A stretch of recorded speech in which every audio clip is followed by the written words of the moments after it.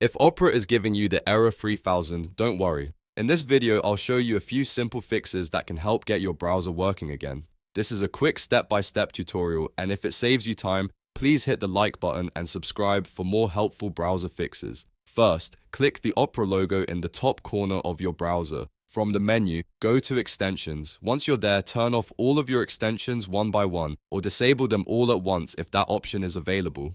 Sometimes a bad extension can interfere with Opera and trigger errors like this, so this is an important first step. After that, go back to the Opera menu and open Settings. In the Settings page, find the System section. Here you'll see an option that says Use Hardware Acceleration when available. Toggle that setting to Off. Once you change it, Opera will usually ask you to relaunch the browser. Click Relaunch so the change can take effect. If the error is still happening, go back into Settings again and this time look at the left panel. Select Privacy and Security. In this section, scroll until you find the third-party cookies settings.